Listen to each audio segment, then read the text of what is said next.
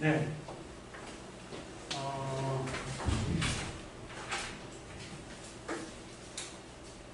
지금 계속 그 유형에 대해서 얘기하면서 결국은 이 그래프는 변동비는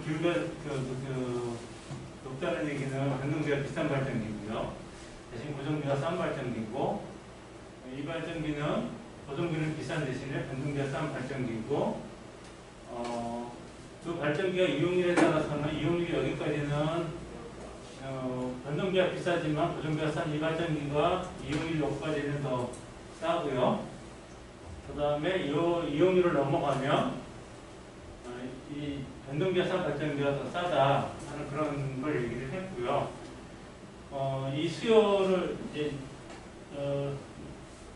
로드 듀레이션 커브라고 얘기를 하는데, 시간대별로 이제 수요가 높은 것부터 이렇게 나열을 했을 때 이 수요 곡선하고 이 이용률하고 만나는 점, 이 점에서 이렇게 이제 수평으로 이제 연결을 하면 이 용량까지는 이제 고정비는 비싸고 변동비는 싼 용량.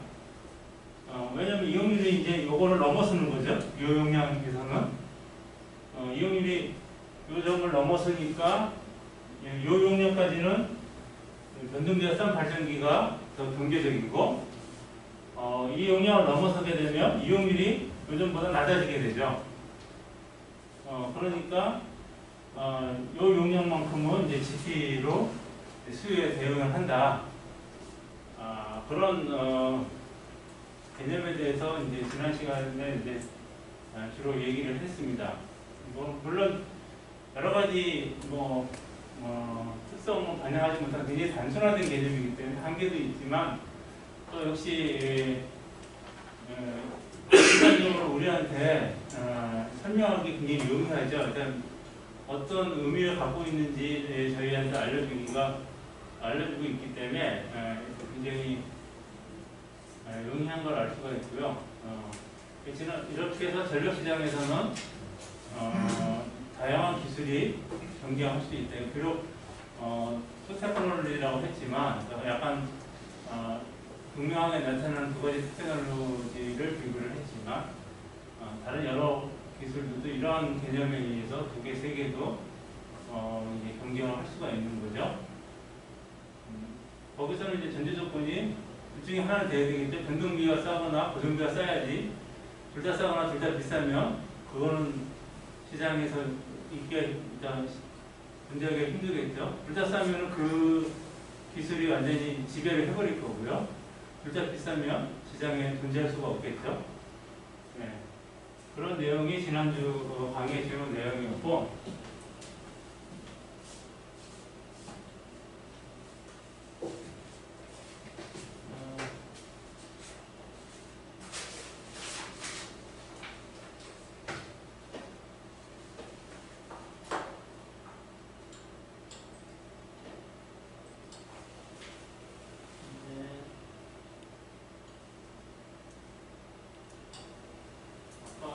질문을 하시다 보니까 그런 건데, 여기 단위가 아마 1,000원이 돼야 될 것 같아요. 1,000원이 돼야 될 것 같아서 그거는 점에 참조하시고요. 그 다음에 여기 CRF2가 뭐냐고 하셨는데,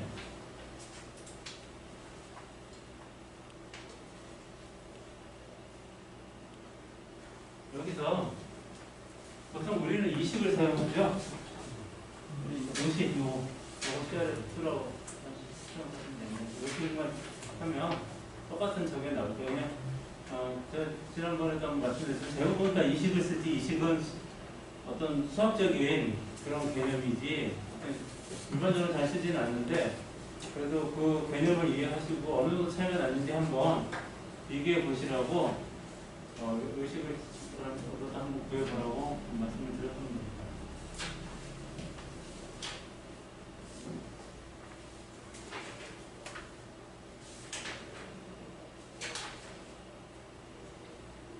지난주에 이제 디맨드에 대해서 이제 급하게 이제 그 아까 말씀드린 용량 그게 나오는 걸 갖다가 말씀을 드리기 위해서 약간 별로 부분으로 점프를 했고요. 이 부분에 대해서 이제 설명을 안 했기 때문에 마다 설명을 하도록 하겠습니다. 이게 이제 시간대별 부하곡선이라고 하고요. 수요곡선이라고 얘기하는데 뒤에 나오겠지만 수요하고 부하는 서로 같은 거라고 할 수도 있고요. 대신에 이제 보는 방향이 반대입니다. 발전기 쪽에서 보면 부하예요. 그 다음에 소비자 측에서 보면 수요인 거죠. 근데 우리가 수요를 측정을 어떻게 할까요? 무참 말씀드리지만 전력이 수요와 공급을 계속 일치시킨다고 하는데 그러기 위해서는 수요를 알아야 이제 대책을 세우잖아요. 근데 우리가 수요를 알 수 있을까요? 모든 소비자들한테 가서 전기에 얼마 쓸 건지 물어볼 수도 없고요. 실시간으로. 그러니까 사실은 이제 수요를 저희가 아는 게 아니고 부하를 압니다. 부하라는 건 결국 발전기 발전량이에요. 발전기가 감당해야 될 양이죠. 결국은 계속 말씀드린 수요와 공급이 일치하니까 사실은 로드라는 말하고 디맨드라는 말이 뭐 굉장히 뭐 섞어서 쓰기도 하고 같이 쓰기도 합니다. 근데 엄격하게는 구분이 돼요. 왜냐하면 여기서 수요는 들어가는데 부하에 빠지는 게 수요에는 안 들어가는데 부하에는 들어가는 게 뭐냐면 손실 같은 거. 이런 것들은 부하에는 들어가죠. 손실은 발전량을 다 더해버리면 손실도 들어가게 됩니다. 그러니까 그거는 일단 소비자가 쓰는 수요는 아니죠. 그러니까 그것만큼 수요하고 부하에는 차이가 있는 건데 그거는 나중에 수학으로 이렇게 분리해내는 거고요. 우리가 수요를 갖다가 예측을 한다든가 측정을 한다든가 할 때 직접 소비자들한테서 이 사용량을 갖다가 측정하지는 않습니다. 물론 연간 총수요 같은 것들은 소비자 사용량을 갖다가 측정을 해요. 연간 판매량을 가지고 이제 그 총수요로 이제 파악을 하거든요. 그렇지만 일반적으로 데일리 오퍼레이션이라든가 이럴 때 수요를 갖다가 소비자로부터 이렇게 측정을 한다든가 정보를 받는다든가 하는 건 아니고요. 다 이 발전기 발전량으로부터 계산을 해냅니다. 그래서 이 수요하고 부하라는 거는 서로 이제 그 개념을 정확하게 파악하실 필요가 있고요. 보통 이제 저희가 데일리 오퍼레이션에서는 이 부하를 가지고 많이 이제 계산을 하죠. 근데 점점 이제 그 개념을 좀 명확하게 하고 구분해야 될 필요가 있는 게 이제는 이제 측정이 안 되는 것들이 이제 늘어나기 시작을 해요. 수요에는 들어가는데 측정이 안 되는 것들이 뭐냐면 재생에너지들이 발전하는 발전량들이 잘 파악이 안 돼요. 근데 우리가 수요 예측을 할 때는 수요 패턴을 가지고 예측을 하는데 수요 패턴은 어느 정도 패턴을 가지고 있겠죠. 사람들이 사용하는 것들은 그 패턴이 갑자기 변하거나 그러지는 않거든요. 그러니까 그런 걸 이용해서 우리가 수요 예측을 하는 건데 그 재생에너지들은 그 측정을 제대로 발라내지 않으면 패턴이 좀 얼그러지게 되겠죠. 정확하게 예측을 할 수가 없게 돼요. 그런 것 때문에 이제 요즘에는 과거부터도 이제 수요 예측에 로드 개념을 많이 썼는데 요즘엔 낸로드라는 개념을 씁니다. 로드라는 개념을 쓰는데 결국은 중앙급전 발전기가 부담해야 될 로드를 갖다가 계산을 하는 거죠. 결국은 저희가 컨트롤하는 거는 이 중앙급전 발전기 가지고 컨트롤을 할 거니까 중앙급전 발전기가 감당해야 될 로드가 얼마냐 하는 것들을 갖다가 예측하는 게 중요하기 때문에 이제 그런 식으로 예, 그 로드 개념, 디맨드 개념, 넷로드 개념들이 이용이 되고 있습니다. 그러니까 부분에 대해서 정확한 개념을 가지시고 이제 이런 것들을 이제 접하시는 게 중요하고요. 실제 여기서도 로드 커브라는 말을 쓰고요. 시간대별 부하 곡선하고 여기는 또 부하 지속 곡선이라고 쓰고 있습니다. 근데 실제로 이걸 갖다 부하 지속 곡선이라고 안 쓰고 디맨드 수요 지속 곡선이라고 하는 책들도 있어요. 그러니까 왜냐하면 결국은 말씀드렸지만 패턴을 보이는 거는 이 수요가 패턴을 보이는 거고 이 수요를 가지고 예측하는 것이 더 정확하기 때문에 그런 거죠. 그러니까 과거에는 이렇게 부하지속 곡선을 쓰거나 수요지속 곡선을 쓴다 하더라도 섞어서 써도 큰 문제가 없었습니다. 이제 앞으로는 문제가 생기죠. 그래서 어떤 걸 갖다 중심으로 놓을 거냐 하는 문제인데 결국은 수요가 더 어떤 패턴이라든가 성장이라든가 이런 것들 할 때 패턴이 더 좀 일정하다고 할까요? 일관성이 있기 때문에 요즘에는 로드 드레이션 커브라는 말을 안 쓰고 디맨드 드레이션 커브라는 말을 일부러 쓰기도 합니다. 그 뜻은 정확하게 그렇게 아시면 될 것 같고요. 근데 아직까지도 많은 책에서는 로드 드레이션 커브나 이렇게 시간대별 부하 곡선이나 이런 말을 많이 쓰고 있습니다. 이거는 보시는 것처럼 그냥 시간대별로 수요를 갖다가 계속 한 거고요. 이걸 1년 단위로 했는데 사실 1년 단위는 이 곡선을 잘 안 씁니다. 이 곡선을 잘 안 쓰는 이유가 이거 가지고 할 일이 별로 없기 때문에 그렇죠. 시간대별로 하는 거는 어떤 데 쓸까요? 내일의 시간대별 부하를 예측할 때. 그 다음에 1년 단위로 하게 되면 이 곡선을 많이 쓰죠. 1년 부하 지속 곡선. 이건 뭐냐 하면 몇 번 말씀드렸지만 부하가 가장 높은 시간은 1시간이고요. 거기서 이렇게 쭉 연결하는 거죠. 그래서 최소한 용량이 이만큼 이상은 거의 1년 내내 필요하다 이런 것들을 알 수가 있죠. 그러니까 발전기 용량이 얼마큼 필요한지를 갖다가 보기 위해서부터 일부러 이제 이런 곡선을 만들어내는 거죠. 이거는 이제 부하가 이제 가장 높은 시간은 뭐 1시간이겠죠. 가장 높은 건 1시간이겠죠. 같을 수도 있겠지만 1시간부터 시작해서 이제 쭉 해서 이 점이라는 거는 이 부하 이상의 시간이 이만큼이 된다. 그런 뜻으로 표현을 할 수가 있는 겁니다. 이런 곡선들을 갖다가 이제 사용을 하고 있습니다. 그림에서부터 어디다 쓸지 다 보이죠? 이걸 좀 자세하게 말로 설명한 거고요. 방법은 이게 일부러 이렇게 써놓은 거는 하다 보면은 표를 주고 이런 걸 한번 그려보라고 할 수도 있고요. 실제 실무에서도 이런 걸 해볼 기회가 있을 수도 있습니다. 그 다음에 이제 많이 쓰는 게 8,000초 임시시간을 그대로 하기도 하고요. 이걸 갖다가 이제 100%로 1도를 100%에서 비율로 이렇게 표시하기도 하고요. 비율로 그렇게 많이 표시하죠.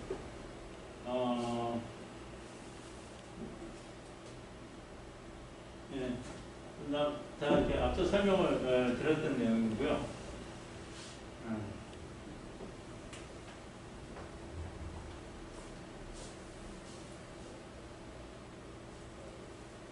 그 다음에 이제 시간대별 곡선은 아까는 1년치를 이렇게 보여줬지만 사실 1년치는 잘 안 쓴다고 말씀을 드렸죠. 시간대별로는 이렇게 하루 전에 예측할 때 많이 씁니다. 패턴을 가지고.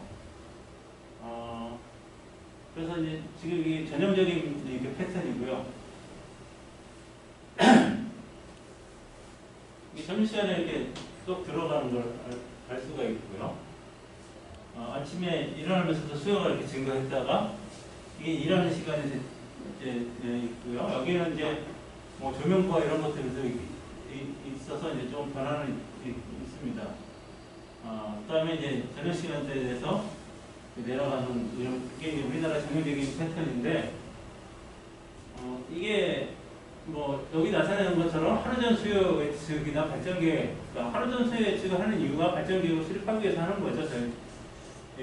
전력 경계나 전력 계통 운영 입장에서 봤을 때는 이런 패턴을 이용을 하는데 이 패턴들이 화수목은 상당히 일치합니다. 근데 그럼 우리가 그냥 생각해도 알 수가 있죠. 화수목은 생활 패턴이 비슷하죠. 화수목은 굉장히 비슷하고요. 월요일이 조금 틀립니다. 왠지 아시겠죠? 시작하는 부분이 틀리겠죠. 일요일 날 놀았으니까. 그 다음에 금요일은 뒷부분이 좀 틀리겠죠. 그렇지만 월하고 금요일은 큰 차이는 없습니다. 토요일과 일요일은 차이가 많고요. 그 다음에 차이가 많은 게 특수 경과죠. 특수 경과라는 건 연휴가 막 이렇게 발생했을 때, 그럴 때 틀리고요. 이런 패턴, 그래서 그거에 맞는 패턴들을 다 가지고 있습니다. 그러니까 어려운 거는 이런 것들이 이제 정확하게 맞는 거는 패턴이 많을수록 우리 통계하면 통계는 항상 표본이 많으면 정확하잖아요. 일부와 곡선도 우리가 쉽게 생각할 수 있는 게 화수목은 굉장히 많고요. 월금, 토일은 각각이긴 하지만 그래도 월금은 패턴이 큰 차이가 없으니까 좀 낫고요. 토요일, 일요일은 토요일, 일요일끼리만 비교를 해야 되는 거거든요. 표본이 확 줄죠. 그래서 그쪽은 표본이 굉장히 많다고 할 수 있죠. 매주 있으니까. 근데 연휴는 가끔 오죠. 그게 하루 연휴냐, 이틀 연휴냐, 3일 연휴냐에 따라서 틀리고, 또 그게 하루 쉬고 연휴냐, 다 틀리겠죠. 그때는 사실은 참 예측하기가 힘들겠죠. 근데 어쨌든 패턴을 이용해서 그런 것들을 하고, 이런 그 예측에 활용을 하고 있고, 그 예측을 기반으로 해서 발전 계획을 세우고 있습니다.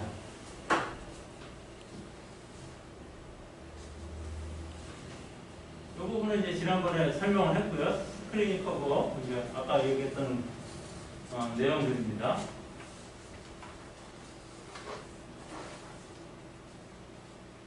그 다음에 이제 결국은 수요하고 로드라는 걸 다시 한번 말씀을 드리는데, 이 개별 수요가 있겠죠. 각자가 수요가 있는데 이거는 저희가 알 수가 없습니다.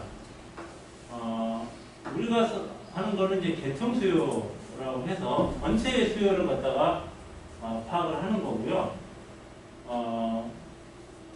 아까도 말씀드렸지만 우리가 계통 수요를 파악하는 거는 발전량으로부터 결국 부하로부터 파악을 하는 거죠. 그 다음에 이 계통 수요는 사람이 전기 사용하는 게 굉장히 불규칙하지만 계절별, 요일별, 시간대별로 일정한 패턴을 나타내고 있습니다. 이제 그거를 이용해서 저희가 수요 예측을 하는 거고요.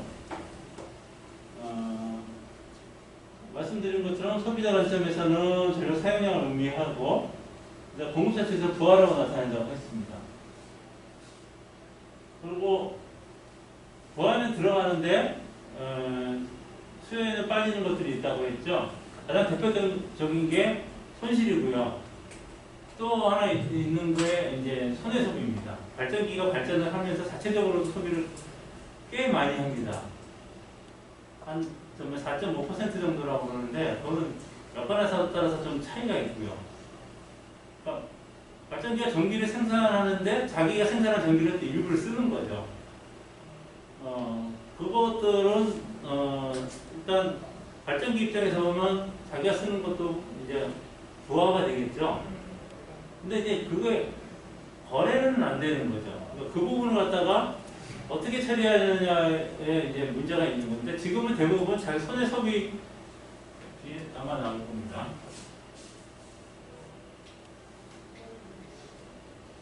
이런 식으로 전기가 쭉 흘러가면서 중간에 뭔가 조금씩 사라지겠죠. 그러니까 자기가 쓰는 것, 발전기 손해 전력이 있고, 그다음에 송배전 손실이 있고, 최종적으로 판매량이 있을 겁니다. 근데 실제로 이 발전기 효율이 좋냐 나쁘냐를 따질 때는 이거를 빼고 따져야 되겠죠. 사실은 이것만 빼는 게 아니라 이것까지 빼야 되거든요. 그러니까 내가 전기를 쓰는 입장에서 봤을 때 나는 그냥 1kg 쓰는 건 똑같아요. 발전 사업자가 1kg를 생산했든 1.1kg를 생산했든 상관이 없겠죠. 내가 1kg 쓰면 나는 1kg에 대한 돈만 내는 거기 때문에 몇 가지 해야 되는데 기술적으로 전기는 믹스드 되어 있기 때문에 내가 생산된 전기에서 정확하게 몇 퍼센트가 몇 가지 갔는지 말라낼 방법이 없습니다. 한계적으로는 알아요. 추가적으로 1kW를 더 생산했을 때 얼마만큼이 마지막에 한 단위에 대해서는 최종적으로 얼마만큼이 딜리버리가 덜 되는지 그런 것들은 그것도 정확하게는 아니고 상대적으로는 알 수가 있거든요. 그런데 이거는 정확하게 알겠죠. 이 발전기가 전기를 이만큼을 생산했지만 소비자 순환율을 이만큼을 뺐다는 걸 알기 때문에 여기서 보통 계량을 하거든요. 그 거래 기준점이 여기에요.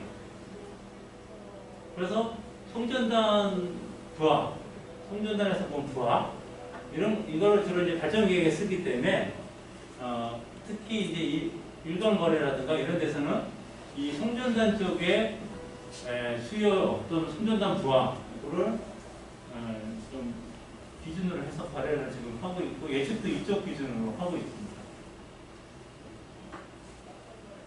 실제 그 발전단에서 송전단 넘어갈 때 손해 소비 같은 경우는 발전소가 어떻게 운전되느냐에 따르잖아요. 네. 거래소는 실제 예측 수요를 계산할 때 상당히 어렵겠네요. 문제가 발생할 수밖에 없고 그거는 그러니까 총 패턴으로 하는 거기 때문에 하나하나는 오차가 있어도 총량으로 하면 오차가 크지 않습니다. 그리고 어차피 수요를 정확하게 맞출 수는 없는 거고요. 네. 그래서 거기에 대비한 예비력을 가지고 있어서 결국 우리가 중요한 거는 얼마만큼의 예비력을 가지느냐의 문제인데 불확실성이 크면 예비력을 많이 가져가야 되겠죠. 그다음에 불확실성이 적으면 예비력을 적게 가져가도 되는 거고요. 물론 예비력의 불확실성을 할 때는 이런 수요의 오차도 있고요. 또 발전기가 탈락할 확률도 있기 때문에 최대의 용량 같은 것도 고려해야 되고 여러 가지 예비력 그걸 갖다가 저희가 어느 정도 확보해야 되냐에 대한 여러 가지 고려해야 될 요소들이 많지만 이 집합적으로 봤을 때 이 손해 소비의 오차는 그렇게 큰 건 아닙니다. 근데 어쨌든 기준 자체는 여기를 기준으로 해서 해야 되는 거죠. 우선 이제 다조합 발전기들이 많이 생기다 보면 조합별로 손해 소비 차이가 좀 크다 보니까 그렇죠. 조합별로 크죠. 무슨 오차도 좀 있을 것 같다.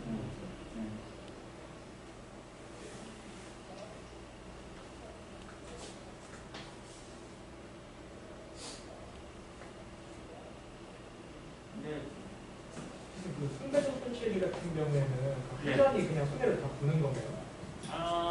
손해를 보는 건 아니죠. 그 비용은 최종 소비자가 결국 부담을 하는 거죠. 발전 사업자랑 어떻게 보면 상관은 없는 상관이 있습니다. 왜냐하면 나중에 우리나라 전력 시장을 하겠지만 손실 계수를 해서 그거를 비용에 반영을 시켜요. 그래서 똑같이 10원짜리 발전기를 하더라도 손실 계수에 따라서는 누구는 11원짜리 발전기로 취급을 하고요. 누구는 9원짜리 발전기로 취급을 하거든요. 그럼 수도권하 그럼 부하중심제에서 월수로 그러면 월수로 비싼 발전기가 되는 거죠. 그래서 지금 현재 그거는 이제 거래 기준점은 어디서 잡느냐를 이제 기준 모선이라고 기준 모선 어디서 잡느냐는 문제거든요. 그래서 기준 모선을 어디다 담느냐에 따라 가지고 상대적인 그게 손실이 다 나타납니다. 지금 우리는 고령인가 태안인가 고령 거기 기준을 하고 있다. 그게 대충 보니까 전기 중심점이 돼서 그런 건데 이게 상대적인 거기 때문에 서울을 갖다 기준점으로 해서 상관없습니다. 그럼 모든 발전기들이 가격이 올라가는 것처럼 보이지만 실제로 곱하기 했다가 나누기 하는 거기 때문에 실제로는 똑같아지는 거거든요. 근데 발전기들의 상대적인 가치 차이는 반영이 됩니다. 그래서 중심지에서 멀면 비싼 발전기로 취급을 받고요. 부하 중심지에 가까이 가면 싼 발전기로 취급을 받습니다. 그래서 송전 손실은 그렇게 하는 거고요.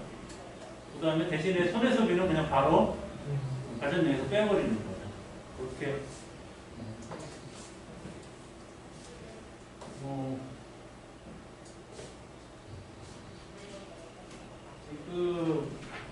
수요의 특성 같은 경우에 뭐 이런 걸로 사용을 한다는 거는 뭐 대부분 다 아시는 거고, 말씀드리고 싶은 거는 이제 가격 탄력성 문제에 대해서 말씀을 드리고 싶은 건데, 보통 전력은 이제 가격 탄력성이 없다고 얘기합니다. 한마디로 얘기해서 가격이 어떻게 되든 사용량을 바꾸기가 어렵다, 그렇게 얘기를 하죠. 근데 이제 분명히 하루전 시장 같은 경우는 그 부분이 맞습니다. 이미 내가 전기 보일러를 설치했는데 전기요금이 올랐다고 해서 갑자기 전기 보일러 뜯어내고 그다음에 기름 보일러 바꿀 수가 없죠. 그렇기 때문에 하루전 같은 경우에는 이 수요 탄력성이 굉장히 낮은데, 장기적으로 보면 그렇지 않죠. 장기적으로 보면 전기요금이 수준이 높으면 사람이 비교를 하게 되겠죠. 기름 보일러가 싼지 전기 보일러가 싼지. 물론 전기 보일러가 조금 비싸도 그만큼 편하기 때문에 가격이 차이가 적으면 전기 보일러를 쓰겠죠. 근데 차이가 크다고 하면 그 차이가 부담스러워서 전기 보일러를 선택 안 할 수도 있습니다. 근데 우리나라는 다 아시는 것처럼 전기요금이 싼 편이죠. 특히 상용전기요금이 싼 편이라서 전기화되는 비율이 굉장히 빠른 편입니다. 그게 이제 사실은 전기가 편해서, 전기가 편하다는 건 그만큼 부가가치가 높다는 얘기고요. 그래서 전기를 비쌈에도 불구하고 전기를 선택한다고 하면 별 문제가 아닌데, 이게 인위적인 가격 제한이, 우리 이제 가격 규제를 받고 있는데, 이 인위적인 가격 규제라든가 이렇게 해서 정상적인 수준보다 낮은 상태라서 전기화가 빨라진다고 하면 사회적으로 자원 배분이 효율적이라고 볼 수가 없다. 우리가 어떤 재화의 가격이 싼 것이 무조건 좋은 게 아닌 거거든요. 그런데 경제학을 하실 때 많이 배우고 있지만, 어떤 재화를 인위적으로 싸게 하게 되면 그 재화의 분배에 있어서 전기라는 것이 전기가 그냥 단독으로 존재하는 게 아니거든요. 전기는 어떤 다른 자원, 원자력이나 석탄이나 LNG를 통해서 전기가 생산되는 건데, 석유 같은 경우가 전기 생산에만 쓰이는 게 아니고요. 다른 난방에도 쓰이고, 특히 이제 석유하고 전기가 이제 경쟁하는 부분이 난방 같은 거가 될 확률이 높죠. 그런데 이쪽 부가가치가 높아서 이쪽을 선택한 게 아니라 이쪽이 싸서 이걸 선택을 했는데, 그 싼 것이 제대로 된 가격을 반영한 게 아니라고 하면 문제가 있는 거예요. 그래서 이 전기의 가격 탄력성이 높다 낮다 얘기를 하는데, 장기적으로 보면 가격 탄력성이 꽤 있습니다. 근데 우리는 보통 가격 탄력성이 낮다고 얘기하고, 이 책에서도 거의 수요 곡선을 갖다 직선으로 그리는 경우가 많습니다. 그거는 우리가 대상으로 하는 게 데이 어웨드 마켓을 주로 하기 때문에, 데이 어웨드 마켓은 아까 말씀드린 것처럼 이미 설치한 전기 보일러 뜯겠어요? 어떻게 하겠어요? 물론 비싸면 조금 덜 떼긴 하겠죠. 그렇지만 그 패턴 자체는 어저께에서 오늘을 넘어오는 패턴이기 때문에 큰 변화를 가져오는 게 아니기 때문에 그렇게 가격 탄력성이 나타나지는 않죠. 거의 다 가격 탄력성이 나타나지 않기 때문에 실제로 가격 탄력성이 없다. 그 다음에 수요 반응을 어떤 제도를 통해서 끌어낼 수 있도록 해야 된다. 그런 얘기들이 계속 나오는 이유가, 우리 이제 지금 하는 포커스를 맞추고 있는 게 주로 데이 어웨드 마켓, 하루전 시장을 중심으로 해서 논의하기 때문에, 하루전 시장에서는 수요 반응이 일어나기 힘들겠죠. 특히 일반 소비자 같은 경우는 대부분 플랫한 요금을 쓰고 있습니다. 그래서 한때 보면 시간대별 요금을 도입해야 된다 그런 얘기 많이 하는데 일반 소비자들한테 시간대별 요금을 하는 나라가 사실은 많죠. 그럼 소비자가 히스테리 받아서 그럴 수도 있고 대부분 전면적으로 시간대별 요금제를 하는 나라는 일반 소비자들 대상은 잘 안 해요. 약간 옵션 요금제 같은 것들을 하기는 하죠. 특히 이제 우리 같은 경우 고압 같은 경우 산업용이나 업무용 같은 경우에는 게시별 요금제라고 해서 계절하고 시간대를 구분을 하죠. 그렇지만 매 시간대별로 도매 시장 가격 정가하다든가 그러진 않습니다. 약간 플랫한 것을 이렇게 단계를 나눈 정도죠. 요금 차이는 꽤 나고 있습니다만 그런 것들이 약간의 어떤 그 전체적인 수요 패턴하고 이제 이런 거의 사용 패턴 이런 것들을 고려해서 이제 그런 것들을 하는 거거든요. 그래서 어쨌든 우리가 데이어웨이드 마켓을 할 때는 이렇게 일단 이 도매시장 가격하고 도매시장 가격 연계가 잘 안 돼 있다는 얘기를 많이 하고요. 그렇기 때문에 가격 탄력성이 없다 뭐 그런 얘기들을 많이 합니다. 그래서 이 부분에 대해서 이제 좀 어떻게 하면 더 가격 전점의 반응을 유도해 나갈 것인가 그런 거에 대한 고민들을 많이 하고 있습니다.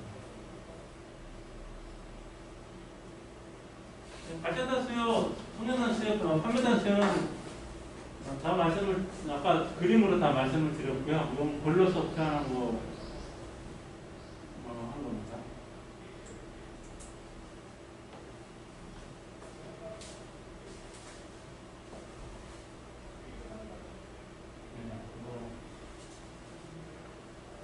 사례를 갖다가 대충 이게 아마 언제적 저걸로 했는지 잘 모르겠는데 이게 실제 값을 아마 기준을 해서 한 것 같습니다. 우리나라가 송배전 수준으로는 굉장히 낮은 편이고요. 근데 여기에 뭐 이게 굉장히 낮은 데는 뭐 낮은 건 좋은 것도 있고요. 또 반드시 좋은 것만은 아닌 측면도 좀 있고 그렇습니다. 전체적으로 보면 낮은 수준인 건 좋죠. 근데 이게 낮은 게 결국 우리나라가 굉장히 국토가 작고 거기에 상대적으로 밀집해 있어서 송배전 손실이 낮은 거고요. 거기에 이제 그러다 보니까 송전망이 굉장히 강건한 편이고요. 또 배전도 굉장히 표준화되어 있고 합니다. 좀 기술과 관련해서 배전 손실이 특히 작은 거에는 여러 가지 요인도 있지만 우리나라는 도전이 거의 없다는 것도 굉장히 중요한 역할을 합니다. 개발도상국 같은 경우에는 도전이 되게 많아요. 기름도 빼라고 가스도 빼라고. 사실 이거 딕텍트하는 건 사실 굉장히 어렵습니다. 그렇기 때문에 또 도전에는 돈 안 내는 것도 포함되어 있어요. 어쨌든 최종적으로 미수를 돈을 못 받으면 나중에 최종적으로 손실로 잡히거든요. 뭐 그런 것도 있고. 근데 순수하게만 배전 손실을 보면 우리나라가 좀 다른 나라에 비해서는 굉장히 낮은 편입니다. 낮은 거는 여러 가지 이유 중에 하나가 우리나라 배전 전압이 높은 편입니다. 네, 높으면 손실이 적죠. 근데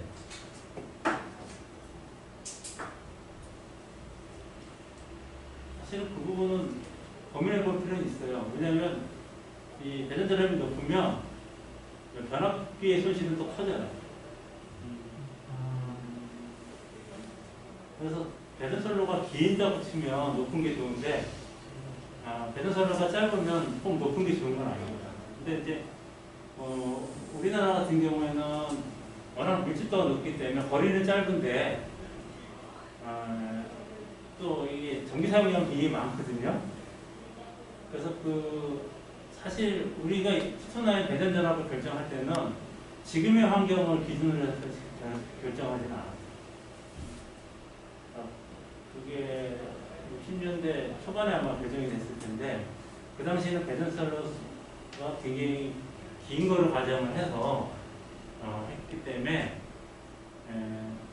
한번 지금의 어떤 배전 상황을 봐서 송전 전압을 측정한지 한번 따져볼 필요는 있는데 거기에 들어가는 도체라든지 전압을 낮춘 도체 부피를 키워야 되거든요. 그런 거 했을 때 지금이랑 비슷한 결과가 나오지 않을까 생각을 합니다. 근데 거기에 대해서 그때 한번 전압 결정을 하고 나서는 환경 변화에 맞는 전압 레벨에 대해서 고민을 해본 적은 없는 것 같아요. 제가 알기로는 그런 것들도 한번 기술적으로 계산해보는 것도 재미있을 것 같아요. 참고로 우리가 이제 220V 할 때 많이 썼던 원리 중에 하나가 그겁니다. 전기 사용량이 많아지면서 전압을 높였거든요. 전압을 높이게 되면 같은 전선으로 더 많은 전기를 사용할 수가 있죠. 그렇기 때문에 220V 승합을 했습니다. 대신에 이제 안전장치를 추가한다든가 그게 우리나라만 220V 승합을 한 건 아니죠. 많은 나라들의 어떤 과학자들이라든가 이런 기술 쪽이 모여서 200V급으로 승합을 하자고 논의를 했고요. 그게 한 100년 전쯤에 한 걸로 알고 있어요. 근데 정확한 정도는 잘 기억을 못하고 그래서 거의 전 세계가 지금 200V급을 사용하고 있습니다. 그런데 미국하고 일본은 아직 100V 쓰고 있죠. 배전 전압에 대해서도 좀 이렇게 경제적으로 따져보는 것들도 굉장히 많이 있죠. 조금 유감스러운 거는 200V급의 표준 전압이 220V가 아니더라고요. 지금 국제 쪽 비교해가지고 그거 약간 디베이트가 있는 걸로 알고 있어요. 유럽 쪽에서 230V로 통일을 시켰습니다. 원래는 유럽이 200V급은 200에서 240V 사이였거든요. 그래서 과거 영국 가보시면 영국은 240V 쓰고 있었어요. 근데 지금은 다 230V 씁니다. 근데 200V급에서 220V 쓰는 거는 제가 알기로는 우리나라하고 중국이 220V를 쓰고 있는데 우리나라는 무시할 수 있겠지만 중국은 무시할 수가 없어서 표준에서 빼야 되느니 말아야 되느니 그런 의미도 있습니다. 하여튼 재미난 것들이 있고요. 230도면 주파수는 똑같이 60Hz 쓰나요? 유럽은 50Hz입니다. 중국도 50Hz고요. 60Hz는 대표적으로 쓰는 나라가 이제 미국이고요. 네. 일본은 50Hz, 60Hz 다 쓰죠. 가운데 놓고. 그게 이제 왜 그랬는지 정확하게 안 나타나는데 내 생각에는 유럽이 50Hz 쓰니까 미국이 60 쓰지 않았을까. 약간 조금 미국 보면 약간 이해가 안 가는 부분들이 좀 있죠. 아직까지는 말 쓰고 있다든가. 네, 제가 영국 좀 오래되긴 했지만 20년 전에 영국 갔을 때 그때 영국도 말 쓰고 있었거든요. 전 세계 말 쓰는 나라가 미국과 영국밖에 없다고 그랬는데 지금 영국에서는 아직도 말 쓰는 이미 메타를 바꿨다고 그러더라고요. 메타 킬로미터를 바꿨는데 미국만 아직 말 쓴다고 그러더라고요. 일본이 바뀐 거는 발전기를 하나는 유럽에서 가져오고 하나는 미국에서 가져와서 그러지 않았을까. 사실 그런 것들이 중요합니다. 그럼 일본 산업계는 그러면 뭐 전동기를 쓸 때 그 지역마다 50Hz, 60Hz 나눠서 어떻게 보는 거예요? 네, 설치가 있죠. 옛날에 우리 다른 기관은 영상기 같은 경우에 보면 50Hz, 60Hz 이렇게 절차하는 탭이 있어요. 그리고 그러니까 그 비슷한 사례로 우리 지하철 보면 철도는 좌측통행입니다.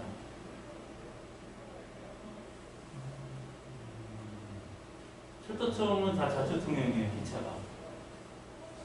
뭐 일제시대부터 건설된 걸 갖다가 어떻게 못해서 그런 거 같다는 생각인데, 어쨌든 철도는 좌측통행이고요.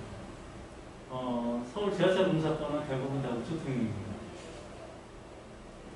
분당선은 철도청에서 만든 게 좀 좌측통행이고요. 우리는 아무 불편함이 없죠. 그래서 약간 문제되는 데가 4호선이 문제가 되죠. 4호선 꼬인다는 거 아시나요?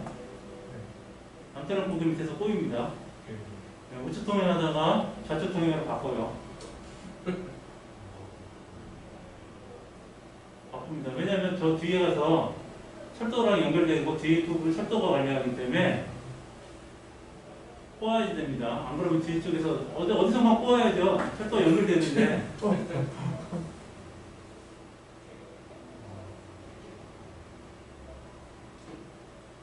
기술 도입할 때 어떻게 하느냐에 따라서 그것도 영향을 미친다고 봐야 됩니다.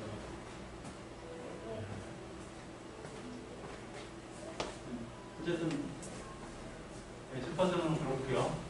요즘 주파수 얘기가 되지 않는데 약간성 얘기 다시 나오는데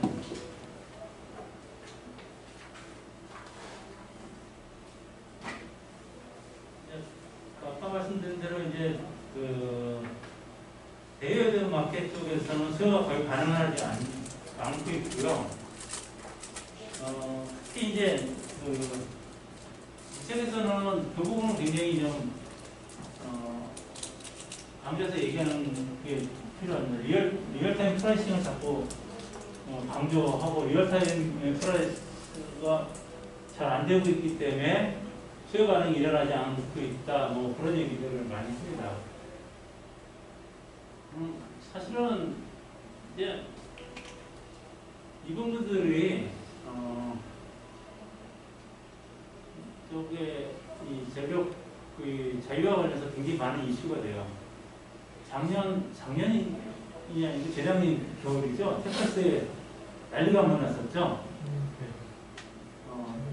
도저히 상상할 수 없는 추위가 와서, 뭐 우리는 상상할 수 있겠지만 텍사스로서는 상상할 수 없는 추위가 와서, 뭐 LNG 뭐 가스가 얼고, 뭐 풍력 발전기가 얼고, 그 바람에 막 도매시장 가격이 굉장히 천정부지로 올라갔고, 근데 대부분의 요금들은 플랫 요금을 쓰고 있었지만 일부가 시장 가격에 연동된 요금을 쓰거나 뭐 이래가지고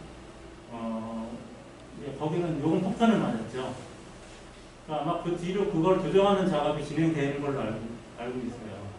그대로는 좀 문제가 있다고 생각을 하겠죠. 그러니까 사실은 사람들이 이 설계하는 것들은 약간 어느 정도 한계가 있습니다. 그런 것까지 고려를 잘 안 하죠. 그래서 이 천정부지로 올라갔을 때는 어떻게 할 건지에 대한 대책이 세워져 있어야 되는데 그 부분까지 제도가 안 된 경우가 많습니다. 나중에 이제 그 부분에 대해서는 서울에 뭐 조정하기도 하고 하는데 그랬을 때 그러면 이 요금 제도를 갖다가 현재 프라이탄 요금제나 이런 그 자주 바뀌지 않는 상대적으로 스테이블한 요금제가 더 맞는 거냐, 아니면 도매 가격에 굉장히 연동을 시키는 게 맞는 거냐. 도매 가격에 연동을 시키는 게 효율적으로는 좋습니다. 왜냐하면 도매 가격은 어쩔 수 없이 어떤 그 자원의 실시간 가치가 그대로 반영이 되기 때문에 효율이 높을 수밖에 없고요. 그래서 이제 에너지도 보면 스팟 시장이 실제 가치를 반영한다고 얘기를 하죠. 근데 여기 뭐 다들 그 관련 그 에너지 직도입 이런 거 관련하실 테니까 직도입한다고 해서 스팟에만 의존하진 않죠. 어떤 잘못하면 망하죠, 진짜. 포트폴리오 구성이 제일 중요한 거고요. 마찬가지거든요. 전기요금도 적당하게 포트폴리오가 구성되어야 되는데 아직까지는 어떻게 보면 그 도매시장에 연동되어 있는 포션이 굉장히 작기 때문에 이런 얘기들이 자꾸 나온다고 저는 생각합니다. 충분하게 도매시장하고 반응할 수 있는 그런 수요를 개발하는 것들이 이제 과제죠. 특히 이제 대규모 소비자 같은 경우에 그런 여력이 좀 있거든요. 또 그 외에 어떤 형식으로 이렇게 도매시장 가격에 연동시키느냐는 그런 것들에 대한 고민은 좀 더 필요한 걸로 보입니다. 근데 사실은 학자들이나 뭐 이런 쪽에서는 고민을 많이 했는데 전기 쓰는 사람 별로 이런 고민 안 하죠. 전기요금 그렇게 비싸지도 않고 다른 물가에 비해서 그렇게 비싸지도 않고 하니까 별로 고민 안 합니다.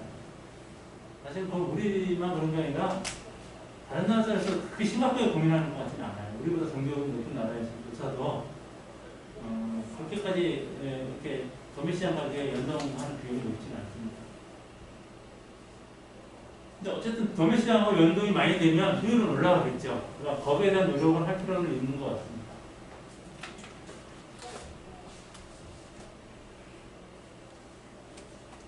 그래서 특히 이제 집중하는 게 이 부분인데, 이 부분이죠. 이 부분에 대해서 RTP를 한다든가 지금의 이제 수요 반응이라든가 이런 것들이 대부분 여기에 맞춰져 있는 겁니다. 이 부분은 굉장히 비용이 높은 부분이거든요. 가령 이제 발전기 용량을 이렇게 발전기 밑에서부터 이렇게 싼 발전기, 특히 이제 변동기가 싼 발전기죠. 고정비는 비싸도 이렇게 쌓아 올리다 보면 이쪽에 아무리 고정비가 싸고 변동기가 비싼 발전기라 하더라도 여기 이용성이 굉장히 짧죠. 굉장히 짧으면 단가로는 굉장히 높을 수밖에 없습니다. 그러니까 우리 눈에는 여기에 파묻혀가지고 이제 그것도 다음 시간에 한번 얘기를 할 텐데 이쪽 볼륨에 파묻혀가지고 보이진 않습니다. 근데 실제로 여기에 공급 비용은 엄청나게 비싼 거죠. 이걸 공급하기 위해 들어가는 건 킬로와트당 뭐 10,000원이 될 수도 있고 20,000원이 될 수도 있는 건데 전기요금은 100원밖에 못 받죠. 그러니까 요거를 공급하지 않는 게 어느 정도 비용을 주고 공급하지 않는 게 더 효율적일 수가 있는 거죠. 이 부분은 그래서 이 피크를 어느 정도 관리를 하느냐가 굉장히 어떤 이 전력 이 시스템의 운영에 있어서 고민되는 부분이고요. RTP라든가 수요 반응이라든가 이런 논의가 다 이쪽 부분을 어떻게 관리할 거냐, 그거에 이제 관계된다고 볼 수가 있습니다. 우리 몇 분이 시작했죠? 좀 일찍 시작한 건 안 되는데? 19분.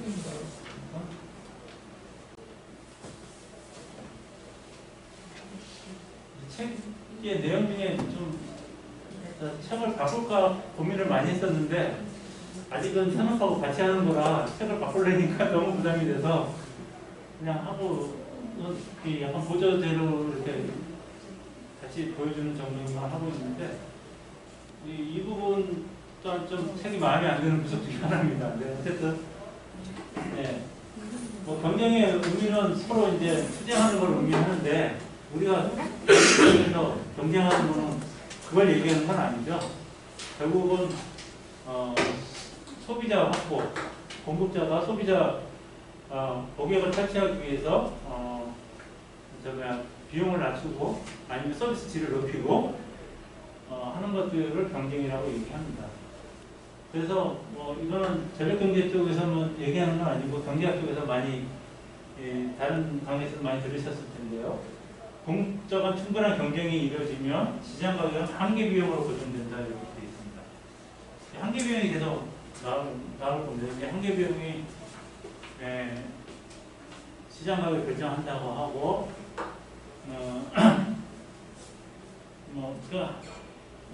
한계 비용이라는 경우 단위 생산량 추구할 때 들어가는 비용이죠.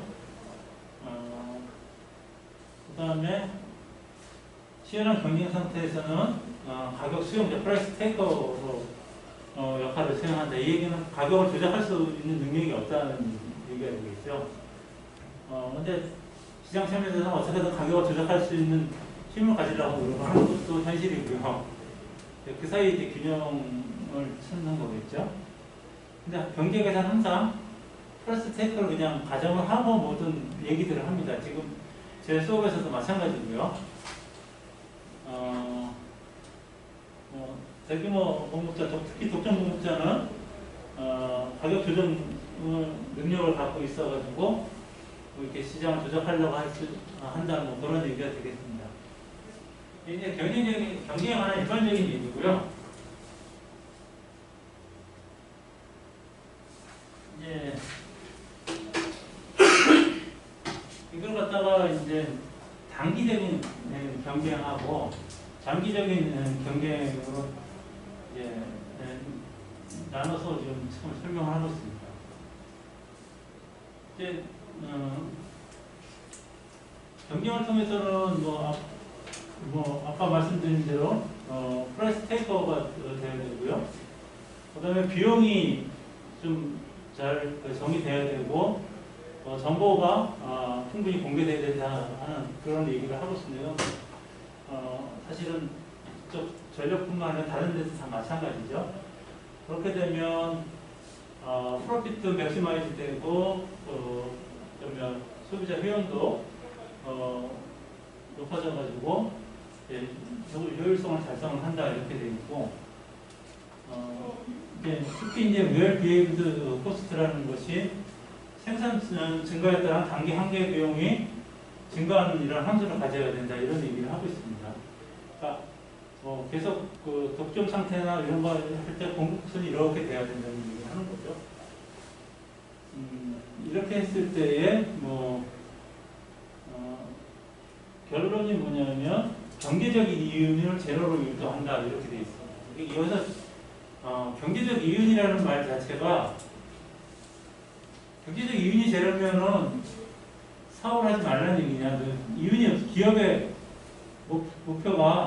목적이 이윤 추구라고 하는데 경제적 이윤이 제로라는 건 그럼 뭔 얘기냐면 이게 적정 투자부 보수율을 회수한다는 얘기입니다.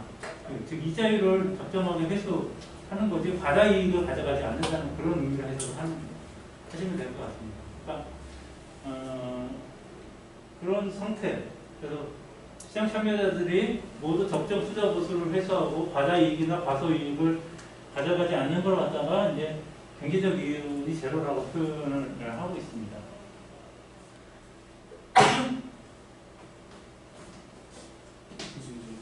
두 번째, 예.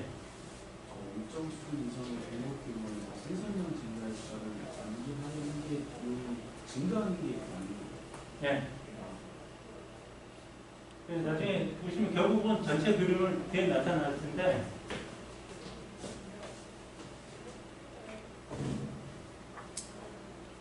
그림을 그렸다 보면 이렇게 되죠. 이게 분석해서 그려보면 사실은 이 안에 이게 좀 더 비선형이기 때문에 완벽하게는 그렇게 되지 않지만 전체적으로 보면 우리가 단기 공급선형은 변동기에 의해서 정해지는 거고요.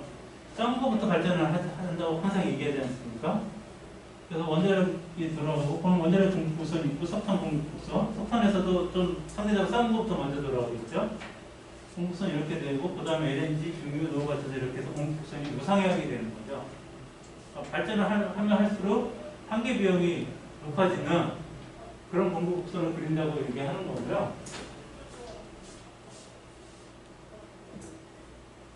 실제로 뭐 우리나라 이것도 약간 간략하게 한 거죠. 실제로 발전기들의 좀 전격에서의 이제 비용을 갖다가 그림으로 나타낸 겁니다. 대충 무상향을 하고 있죠. 이렇게 되면은 한계 비용이 추가 생산하는 데 들어가는 비용이 증가하는 그래프를 보이고 있죠.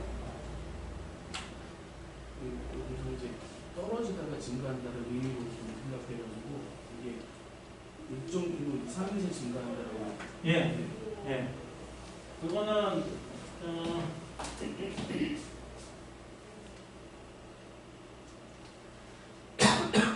성의율은 나타나지 않는데 첫 시간에 아마 했을 텐데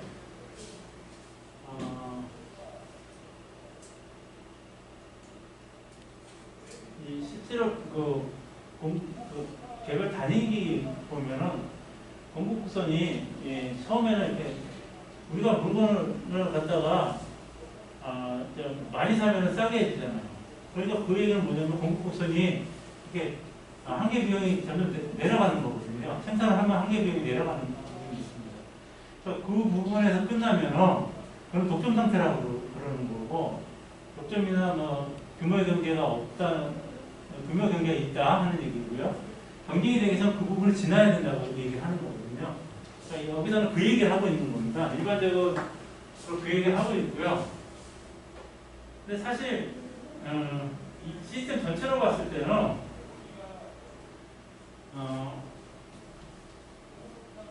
보통 그 시스템의 안정도를 위해서라도 이 설비를 여러 대를 했기 때문에 특히 단기 쪽에 있어서는 대부분 이제 이 구상형의 생산 비용을 갖게 됩니다. 근데 규모가 작을 때는 얘기가 틀려져요. 시스템 규모가 작을 때는 이제 새로 어느 정도 이제 수요가 증가하잖아요. 그럼 새로 들어오는 발전기를 큰 발전기를 설치하게 됩니다. 그렇게 되면 한계 비용이 떨어지게 되죠. 그래서 어느 정도 규모가 되기 전까지는 이 생산 비용이 이제 수요가 증가할수록 생산 비용이 떨어지게 되죠. 그건 장기 쪽도 그렇고요. 단기 쪽도 마찬가지입니다. 이제 특히 단기 쪽으로 가면 웬만한 규모는 되면 다 무상형이라고 봐야 되고요. 이 그래프를 운전점 자체가 발전기 하나에서는 운전점 자체가 다 이쪽 부분에서 운전을 안 합니다. 이쪽 부분에서 운전을 하죠. 근데 이제 발전기 이제 한 대에서 두 대를 한두 대를 운전하는 경우에는 규모가 어느 정도에 따라 가지고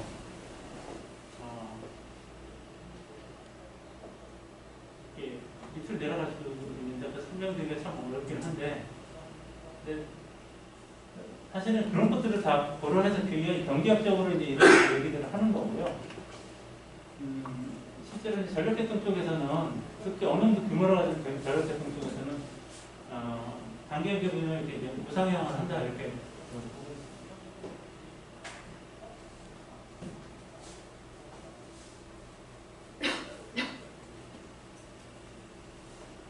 장기적 가게 되면 결국 그 단기랑 똑같은데 여기에 이제 생산 설비 투자 유도가 들어가는 거죠. 들어가기 위해서는 이제 생산 비용이 자연 독점목표 아까 얘기한 거랑 비슷한 건데 이제 재료 투자 들어갈 때 자연 독점을 가지지 않아야 되고, 그다음에 시장에 자유롭게 진입할 수 있어야 된다고 하는데, 이게 말은 굉장히 간단하게 썼는데요. 실제로 우리 전력시장만 하더라도 진입이 자유롭지 않습니다. 이게 지금 뭐 수급 계획 이런 걸 얘기하는 게 아니고요. 발전소 하나 건설하는데 엄청난 시간이 들어가죠. 리스크가 크기 때문에 그게 진입 장벽이 되는 겁니다. 그런 것들 때문에 이제 완전한 이 어떤 그 구조나 이런 거 고려해서 시장 설계를 잘하느냐에 따라서 이 진입 장벽을 낮출 수도 있고요. 아니면은 이 진입 장벽을 해소하기 위해서 또 다른 어떤 툴을 만들어낼 수도 있고요.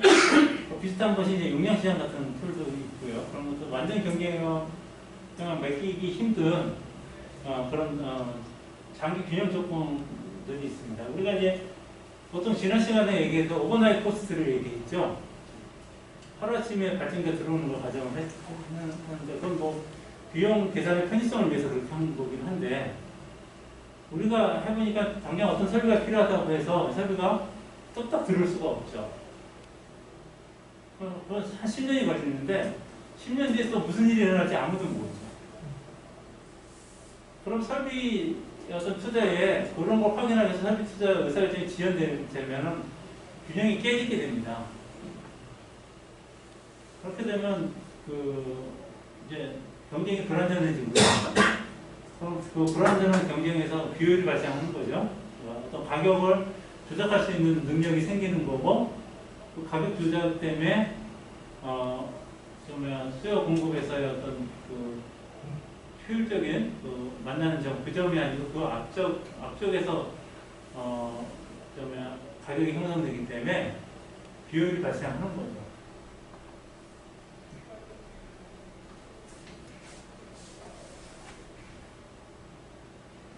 이거는 제 시간이 아니라 다른 경제학 시간에서 많이 배웠을 거고요. 생산 결국 이렇게 된 한계비용 이렇게 되니까 비용 공수 이렇게 된다는 걸 얘기하는 거고요. 소비자는 가격이 높을수록 수요가 줄겠죠. 이 만나는 점에서 가격이 형성돼야 이 면적이 컨슈머 서플러스하고 프로듀스 서플러스가 이게 합치기 면적이 최대고요. 가격이 여기서 형성됐다 그러면 이만큼만큼 효율이 떨어지는 거고요. 가격이 이만큼 됐다 그러면 이만큼 효율이 떨어지는 건데 도점 상태 같은 경우에는 이쪽으로 가격을 올리려고 하는 요인이 생기는 거죠. 그런 것 때문에 이게 경쟁 시장을 얘기할 때 항상 나오는 겁니다.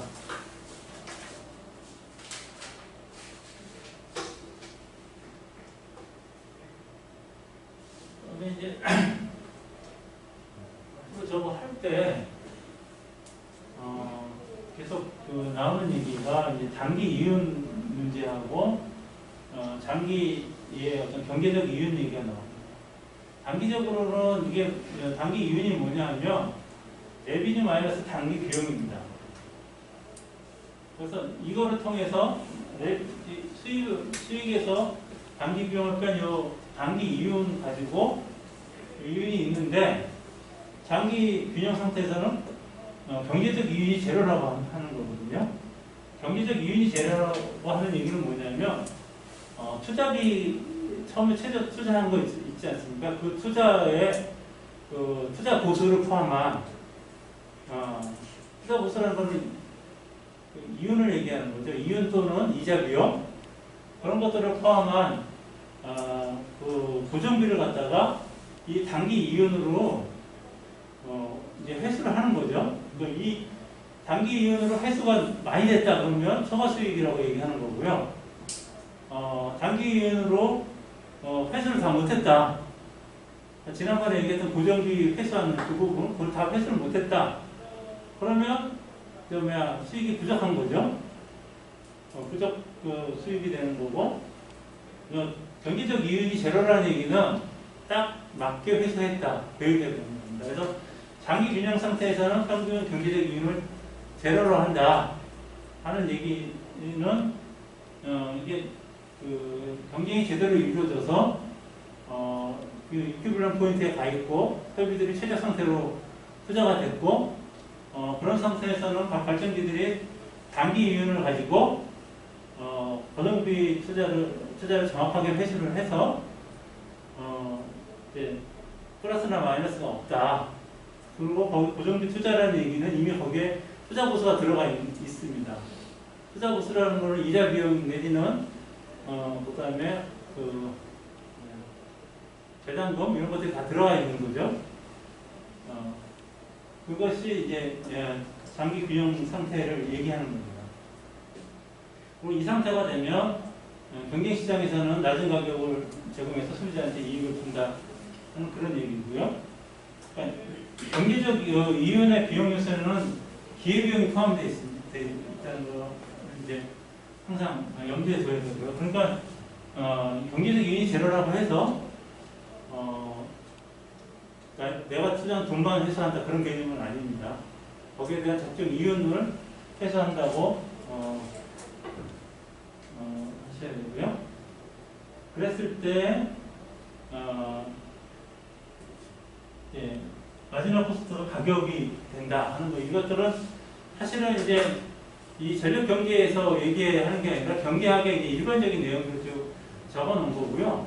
이걸 갖다가 이제 우리 이 전력 시장 내지는 이런 쪽에서 어떤 식으로 이 개념하고 맞출 건지, 예, 그거를 이제 앞으로 이제 같이 논의를 해보게 될 겁니다.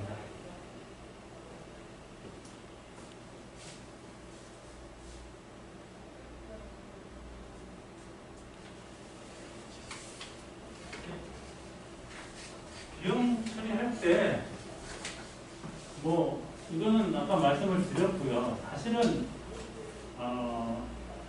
이 비용이 그렇게 딱 아름답지 않죠? 비용이 컴플렉스가 뭔지는 공학하신 분들은 아시고, 그분은 컴플렉스 아세요? 컴플렉스가 이게 그냥, 볼록하다고 해야 되나요? 그런 개념이에요. 보통 우리가 어떤 문제를 풀려고 하면, 최적화 문제를 풀려고 하면 비용 곡선 자체가 이렇게 울퉁불퉁 해서는 문제가 풀리질 않아요. 어디가 답인지 알 수가 없어요. 근데 사실은 비용 곡선 자체는 울퉁불퉁 하죠. 근데 우리는 그걸 근사적으로 이렇게 예쁘게 2차 곡선, 보통 2차 곡선으로 많이 근사하죠. 예쁘게. 예, 이렇게 만들어서 이제 최저값을 찾거든요. 그런 걸 컴플렉스라고 해요. 그러니까 사실 우리는 문제 풀 때 대부분 다 컴플렉스라고 가정하고 문제를 풉니다. 근데 현실은 그렇진 않죠. 그렇다고 해서 현실이 그렇지 않다고 해서 우리가 문제를 안 풀지는 않죠. 어쨌든 문제를 풀어야 되니까 다 컴플렉스로 모의를 해서 문제를 다 풀어냅니다.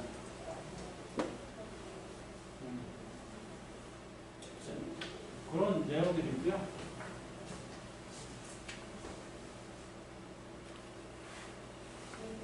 마지막 코스트에 대해서 하는 얘기를 할 겁니다. 여기 이제 이런 그래프가 나오게 된 이유가 사실 우리가 서플라이 커브가 딱 이런 식으로 되지는 않습니다. 근데 많이 이런 식으로 가정을 하는 게 우리가 보통 변동기가 얼마나 이런 식으로 얘기를 하죠. 사실 이 부분에서 굉장히 울퉁불퉁한 그런 곡선들이 있고, 또 오퍼레이션 해보지 않으면 정확한 비용이 나오진 않습니다. 그러니까 우리 자동차 연비를 쉽게 생각하시면 자동차 연비가 얼마다 그러는데, 그거는 통계값이고 결과값이죠. 고속도로 달리면 연비 잘 나오죠. 시내도 주행하면 연비 안 나오고요. 그 연비 얼마짜리 차라고 얘기할 수도 없는 거고. 그렇다고 우리가 연비 표시 안 합니까? 그럴 수는 없죠. 우리 다 연비 표시 보고 그걸 어느 정도 신뢰하죠. 그거 비슷한 겁니다. 그러니까 결국은 어떤 우리가 플랜을 세우고 어떤 시장 설계할 때 어느 정도 가정을 하는데, 뒤에 가서 좀 더 자세한 어떤 시장 설계에 들어갈 거고, 일단은 개념적으로 했을 때 어떤 발전기의 전동기는 이거고, 그 다음 발전기는 이거고, 그 다음 발전기는 이거다, 이런 식으로 지금 가정을 하고 있는 거고요. 이거는 이제 그 발전기가 사이에 튀는 거고, 또 어떤 경우에는 이렇게 끝까지 올라가는 거는 공급이 여기서 끝났다는 걸 의미하기도 합니다. 그랬을 때 이제 한계 비용은 결국 생산 비용이 이게 되겠죠. 근데 이 책에서는 좀 마음에 안 드는 부분 중에 하나가 이런 걸 가정을 해요. 이럴 때 마지막 코스트가 어느 거냐. 발전기 하나의 마지막 코스트는 이거고, 그 다음 마지막 코스트는 이거다. 수요 곡선은 이건데, 마지막 코스트는 어느 거냐. 마지막 코스트는 여기하고 여기 사이에 있다. 뭐 이런 식으로 얘기를 하는데, 실제로 시장에서는 일반적인 상품 시장에서는 이렇게 돼서 수요가 가격을 결정하기도 합니다. 수요가 가격을 결정하는 건 가격이고요. 마지막 코스트는 생산 코스트죠. 우리가 이거를 마지막 코스트로 봐야 될까요? 이걸 마지막 코스트로 봐야 될까요?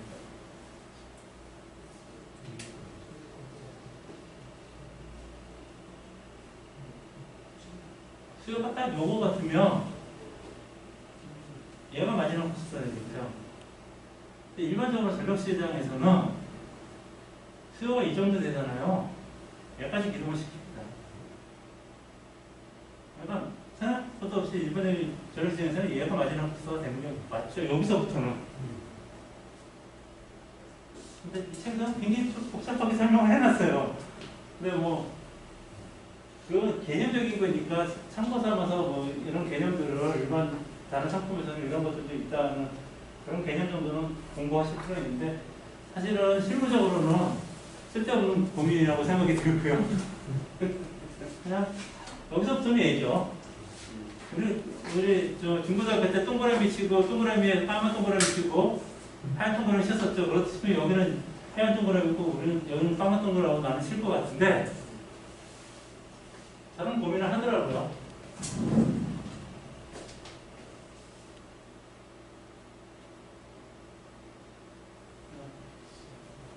여기는 그렇게 되고 결국은 이런 식으로 이제 변동비가 돼서 얘를 제외하고 나면 마지막 코스트는 계속 그 얘기입니다. 그래서 뭐 수요국세나 공급국세나 이렇게 약간 기울이면 이게 경제적인 이퀄리티가 된다 뭐 그런 얘기를 계속 하고 있는데 저는 솔직히 뭐 개인적으로 별로 마음에 들진 않고 그다음에 어그리게이트 서플라이 커브를 얘기를 하고 있습니다. 결국은 발전기들이 많이 있죠. 많이 있으면 결국은 이렇게 공급선이 있고 뭐 이런 식으로 있으면 이걸 어그리게이션을 이렇게 할 수 있겠죠. 이걸 어떻게 하느냐? 뭐 사실은 이거 뭐 컴퓨터 도움 받으면 쉽게 합니다. 그리고 참 말씀드리지만 정확한 변동비는 나중에 나오죠. 근데 우리는 이거 할 때 나중에 나온다고 해서 안 하는 게 아니고 우리는 대략의 변동비를 가지고 하는 거기 때문에 사실은 이 그림에서 설명하고자 하는 개념들은 그냥 이 그림 가지고 이 그림을 연습한 거거든요. 첫 번째 발전기가 이렇게 돼 있고 두 번째 발전기가 이거보다 높겠죠? 이렇게 돼 있으면 높은 거는 그 다음에 붙이면 됩니다. 그 다음에 붙이고요. 그런 식으로 따지면 이렇게 쭉 가고요.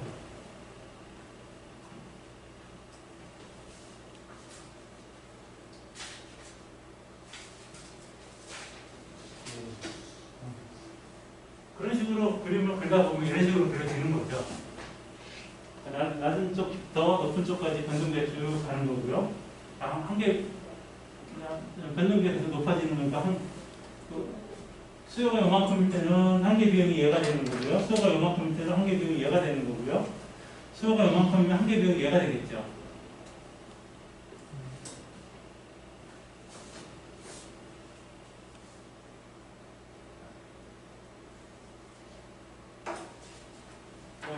조금 더 현실적으로 그림을 그리면 2012년에는 그 발전기들은 아까 그런 식으로 해서 쭉 쌓으면 그림이 이렇게 됩니다. 이렇게 돼서 이런 식으로 이제 걸리고요. 최대 수요는 여기서 걸렸습니다. 그 다음에 2016년은 이렇게 되고 최대 수요는 여기서 걸렸습니다. 최대 수요가 딱 봐도 16년이 최대 수요가 더 높은데 가격은 좀 낮아 보이죠? 얼핏 봐도. 그만큼 이제 설비가 많이 들어갔다는 걸 알 수가 있고요. 그 다음에 이제 수요가 변하면서 가격도 변하겠죠. 수요가 낮아지면 가격도 떨어지고요. 수요가 높아지면 가격도 올라갈 겁니다. 그러니까 전체적인 개념은 이렇게 될 거고요. 사실은 설비도 100% 다 돌아가진 않죠. 이거 자체도 딱 고정되어 있는 게 아니라 이 그림 자체가 중간에 요만큼 빠지면 요만큼 당겨질 거고요. 여기서 요만큼 빠지면 전체적으로 요만큼 당겨질 겁니다. 발전기 예방연비가 어떻게 계획되느냐에 따라서 이 그림 자체가 이렇게 쪼그라들었다가 이렇게 늘어났다 할 거고요. 우리는 당연히 수요가 작을 때 예방연비를 많이 하죠. 봄, 가을에는 이게 많이 이렇게 되고 수요도 많이 이쪽으로 오겠죠. 여름에는 여기까지 갈 거고요. 거의 예방접비가 없을 거고 수요가 높겠죠. 그래서 가격 자체가 여름이라고 그렇게 비싸진 않습니다. 봄, 가을이 예방접비가 많아서. 사실은 가격이 거의 비슷한 게 맞죠. 그게 실제로 이 공부하는 사업자 입장에서 봤을 때, 왜냐하면 그래도 약간은 이쪽이 수요가 많으니까 이쪽에 공급을 많이 하려고 할 겁니다. 소비자들도. 그러다 보면 가격이 떨어지는 거고요. 근데 봄, 가을에는 수요가 적으니까 사업자들이 공급을 줄이려고 할 거고요. 가격 그러다 보니까 똑같이 이게 이동을 해서 사실은 수요가 낮으면 가격이 떨어지고 수요가 높으면 가격이 올라가긴 하는데 그 차이가 크진 않죠. 전체적인 그림은 이렇게 되는데 여기서 이 장에서 설명하자면 이제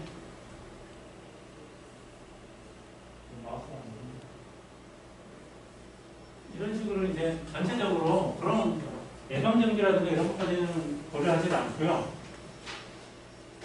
스트레스 렌트라고 해서 아까 얘기했던 단기 이윤을 가지고 고정비 회수하는 걸 설명을 하려고 합니다. 지금 여기서는 다 스케어시 렌트라는 말을 쓰고 있어요. 그러니까 지금 이거는 이제 최대까지 공급을 한 거고요. 그랬을 때 스케어시 렌트가 필요하고 이 스케어시 렌트가 필요하다는 거는 나중에 또 말씀을 드리겠습니다. 고정비 회수를 위해서는 이게 필요하다고 얘기하는데 이 책에서는 이 전체를 스케어시 렌트라고 얘기를 하고 있어요. 이 경우도 스케어시 렌트라고 하고 있고 이것도 다 스케어시 렌트라고 얘기를 하고 있습니다. 그런데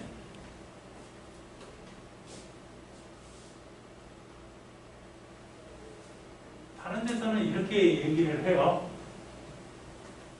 이 부분까지는 인프라 마지널 렌트라고 얘기를 하고요. 즉, 이 가격을 한개 발전기의 마지널 코스트하고 이 기저 발전기의 마지널 코스트하고의 차이에서 발생하는 렌트, 요거를 갖다가 여기 난스케스 렌트라고 하는데 인프라 마지널 렌트라고 하고 요걸 갖다가 스케시티 렌트라고 얘기를 합니다. 근데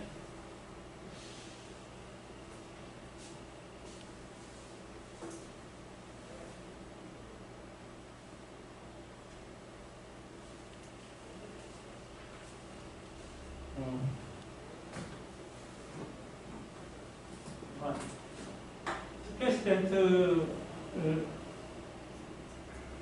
자주 발생되지 않고, 그러니까 자주 발생되지 않는 거고, 그 다음에 난스케이스 렌트 또는 인프라 마지널 렌트라고 얘기하는데요. 이 부분은 상대적으로 이제 효율적인 발전기들, 그 발전기들의 어떤 피커의 변동비하고 변동비 차이에서 발생하는 걸 갖다가 난스케이스 렌트 또는 인프라 마지널 렌트라고 얘기를 하고요.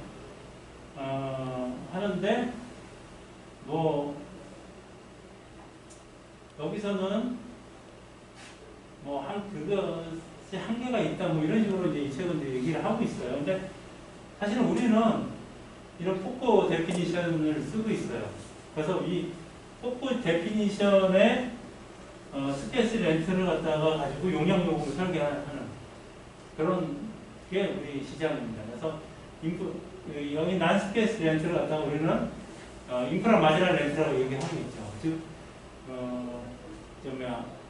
가격을 결정하는 마지널 코스트의 어떤 그 변동비하고 그 다른 발전기들의 어떤 차이, 가격하고 이 변동비의 차이를 갖다가 이제 인프라 마지널 렌트라고 하고, 그걸로 회수되지 않는 걸 갖다가 스퀘어시 렌트라고 얘기를 합니다. 요거 관련돼서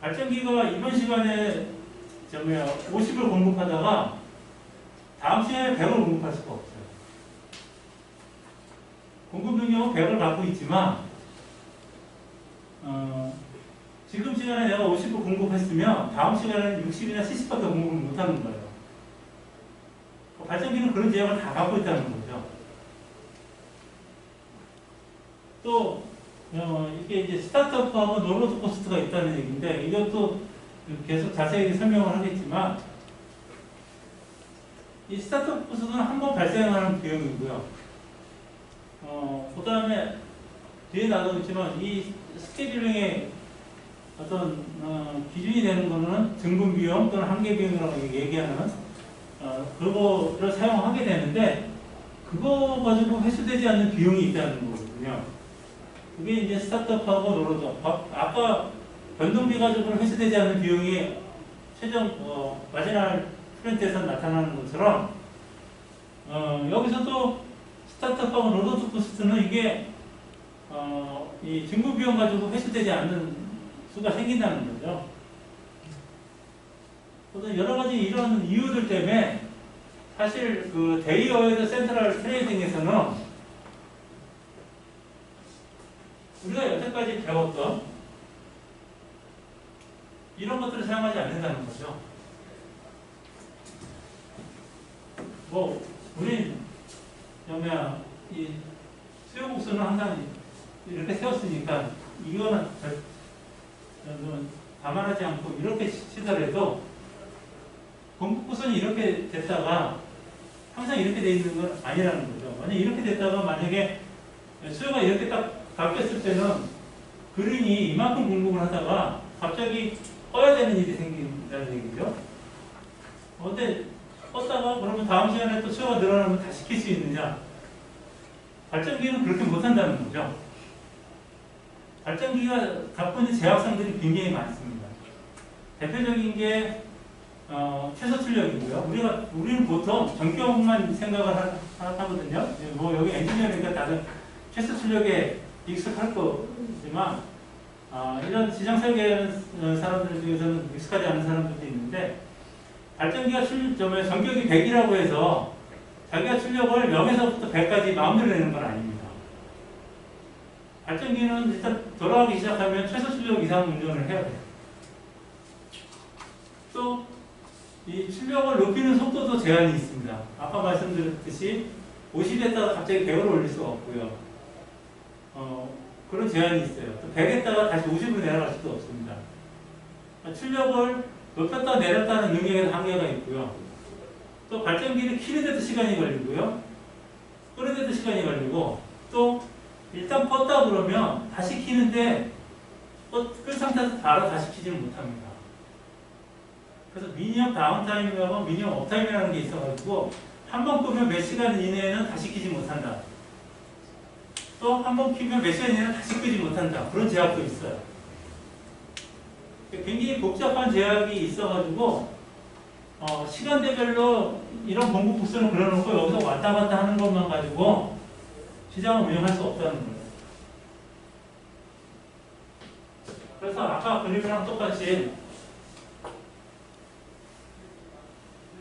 이런 식으로 한다는 얘기고요. 이건 아까 그림하고 똑같은 그림이고요. 그래서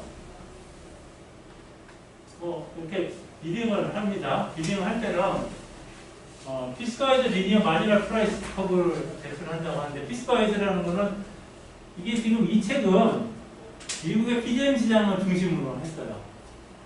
우리는 그 발전기의 생산원을 2차 커브로 그렸거든요. 근데 여기는 피스와이즈 리니어로 합니다.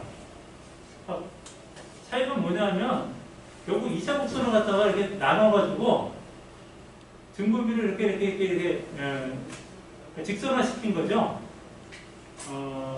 우리는 2차 곡선이 이렇게 돼 있잖아요. 이게 생산 곡선이고요. 그거를 이렇게 쪼개가지고 뭘 1차 곡선화 시킨 겁니다. 그게 이제 미국 시장에서 쓰고 있는 거고요.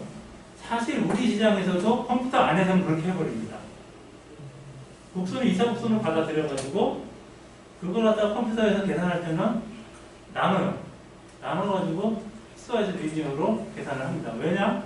그 컴퓨터 시간이 굉장히 단축시킬 수 있고, 그게 뭐 오차가 설사 발생한다 하더라도 큰 오차가 아니고, 어차피 우리가 2차 곡선 자체도 뭐 나중에 말씀드리겠지만 근사값이거든요. 그래서 이렇게 쓰고 있고요. 여기 스타트업 프라이스라고 얘기하거든요. 기동하는 비용, 스타트업 코스트라고 얘기하고 있는데, 스타트업 프라이스가 있고 여러 가지 파라메타, 최소 용량, 최대 용량, 민업, 민다운 뭐 등등등등, 이 발전기가 갖고 있는 그런 기술적인 제약성들 다 집어넣고 그런 것들을 고려해서 발전기하고 수립한다는 거죠. 거기에 이제 로드가 이제 뭐 우리랑 비슷하게 하고 뭐 이런 절차들을 거쳐가지고 마켓 프라이스를 정한다. 이게 사실은 우리 시장도 이거랑 비슷합니다. 근데 이 내용상으로 보면은 우리 시장과 차이들이 좀 있어요. 그런 것들은 좀 차츰차츰 또 한번 자세하게 살펴보게 될 거고요. 요 자료에서 설명이 잘 돼 있어서 한번 소개를 드렸습니다.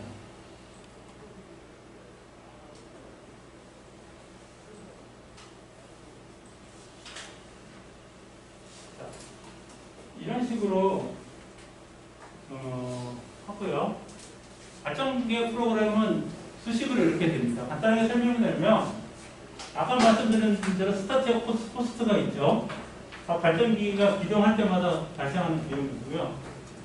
그 다음에 여기 이제 공급구성 함수입니다. 이거는 I 발전기의 출력에 따라서 이제 그 출력에 따른 그 공급 비용 함수가 되는 거고요. 그 시간에 어떤 출력을 나타내는 거고, 요 함수 자체는 정해져 있고요. 요 출력을 결국 구하는 거거든요. 시간대별 출력을 우리가 구하는 겁니다. 그래서 요거를 갖다가 시간대별 발전기에 출력을 하는데, 거기에 요거는 발전기 비용이 되겠고요. 이거는 스타트 코스트가 될 겁니다. 그래서 그 전체를 갖다가 최소화하는 이런 식을 푸는 겁니다. 이거 자체가 뭐 하나의 뭐 어떻게 보면 과목이 되기도 하고요. 과거에 이거 자체를 갖다가 어떻게 푸느냐가 굉장히 중요한 저거였는데, 우리 그거 다 알 필요는 없고요. 이런 프로그램을 이용을 한다 하는 것만 아시면 됩니다.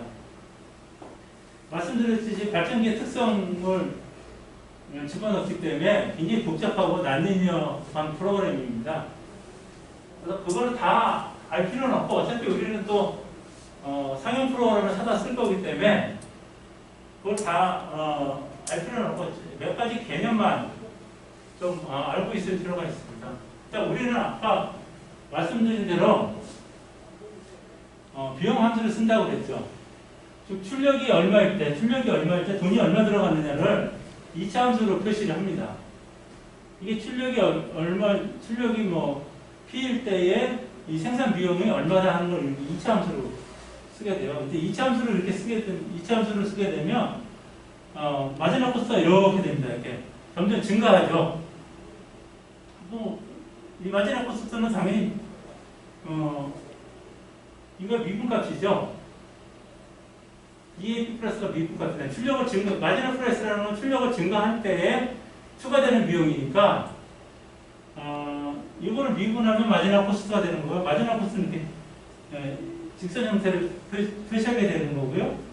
우리 좀 아까 나왔듯이 피스와이즈를 하면 이거를 갖다가 뭐 적게는 한 서너 개, 많게는 한 10개를 나눠가지고 그냥 일정한 값을 계산식으로 쓰게 되면은 그게 이제 피스와이즈 리니어가 되는 거고요. 왜 2차 곡선이냐? 이게 사실 정확하게 2차 곡선이라고 얘기할 수는 없는데 2차 곡선이 제일 가깝다고 보는 거죠. 왜? 모든 어떤 그 기기의 특성이 대충 어느 특정 지점에서 최대 출력을 하죠. 발전기 같은 경우는 대충 90%나 100% 출력 그 부분에서 최고 효율을 갖습니다. 그 다음에 그거를 앞뒤에서는 효율이 떨어지죠. 그걸 갖다가 그림을 표시하면 2차 곡선이 되는 거죠. 정확하게는 아니지만 가장 가까운 게 2차 곡선이 되는 거고요. 2차 곡선으로 해놓으면 우리가 계산하기가 편하죠. 그래서 2차 곡선으로 모의를 합니다. 실제로는 정확하게 2차 곡선인지 잘 모르기도 하지만 또 측정 자체도 3점 내지는 4점 가지고 만들기 때문에 2차 곡선 내에서는 또 만들기도 힘들어요. 여러 가지 기술적인 이유도 있고 그런 한계로 해서 2차 곡선으로 해서 발전 비용 함수를 사용하고 있고요. 이쪽이 좀 복잡하긴 한데 또 아까 제약이 뭐냐면 우리는 시간대별 거래를 한다고 그랬잖아요. 시간대별 수요에 따라서 발전기 상태가 계속 변할 수밖에 없거든요. 그 다음에 이 상태마다 비용이 달라지는, 이 비용이 달라지는 건 뭐냐면 기동정지가 발생할 수도 있다는 얘기입니다. 즉 이 상태는 수요가 낮으니까 발전기 4대로 있었는데 이 상태가 되면 발전기 5대가 필요하면 어느 발전기 한 대를 킬 수도 있는 거고요. 또 이 다음을 위해서 6대를 킬 수도 있는 거거든요. 그러니까 발전기의 어떤 돌아가는 조합들이 다양하게 나타납니다.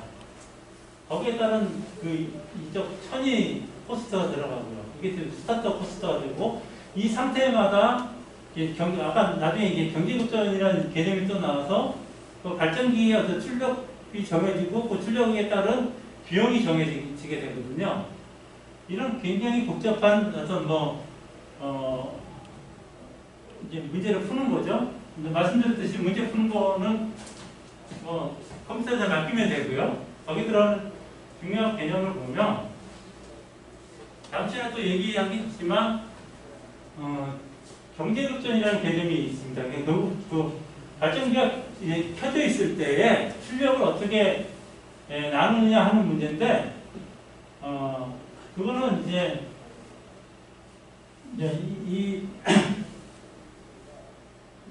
그 돌아가는 발전기들의 P1, P2, P3, P4를 로드라고 봤을 때 어떤 비용 곡선을 봤을 때 보면 이 증분비가 같은 요하고 이 발전기하고 이 발전기 서로 증분비가 같죠.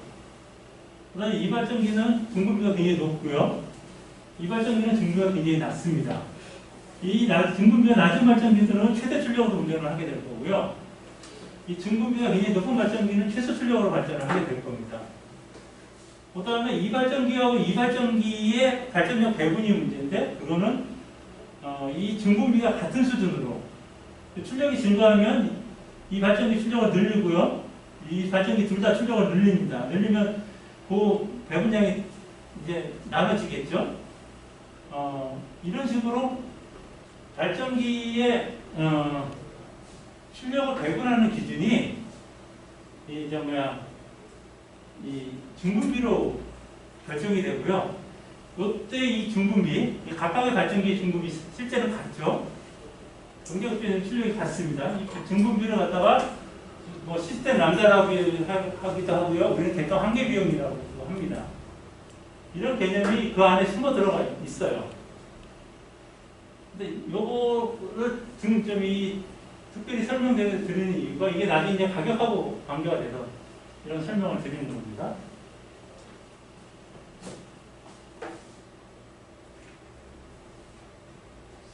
해석은 서로 이게 결국 출력을 맞추더라도 마지막 코스트가 중간에 마지막 코스트가 틀리면 이게 경제적이지 않다는 거를 얘기하는 거고요. 이 부분에 대해서는 다음 시간에 연습으로 한번 사례를 설명을 드릴 겁니다.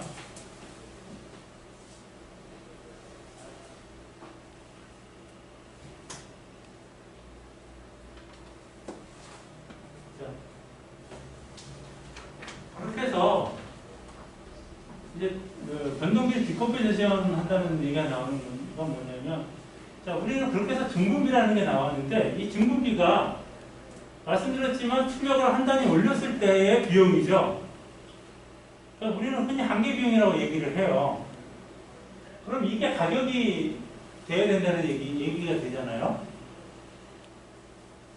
출력을 한 단위 높이는 데 들어가는 비용이니까 이게 한계 비용이고 그럼 이걸로 가격을 결정하면 되겠다는 생각을 하게 되는데 이걸로 하게 되면은 어떤 문제가 생기냐 하면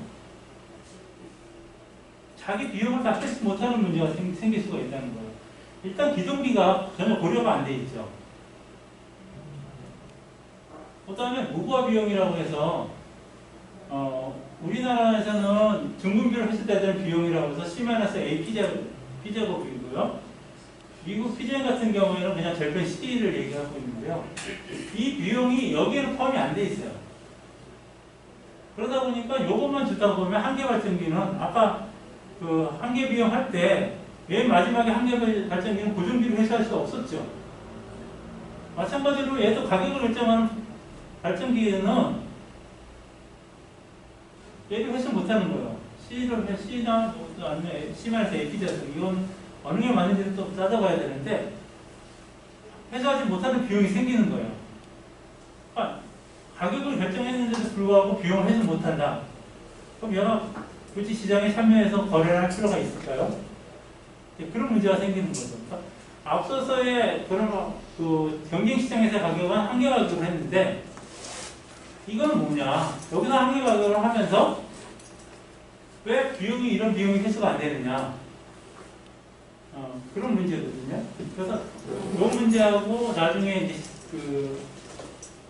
한계 발전기의 고정비 회수 문제 이런 것들을 어떤 식으로 다룰 거냐 하는 문제를 갖다가 앞으로 계속 논의를 해보게 될 겁니다. 약간 복잡해졌죠? 마지막에 맨 첫 번째 그래프가 쓰여졌던 게 이해가 됩니다. 네? 아까 맨 처음에 그래프 갖고 네. 중분비 갖고 얘기를 하실 때는 이해가 안 갔는데 네.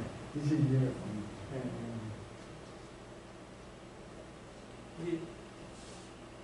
이제 이해가 안 가죠.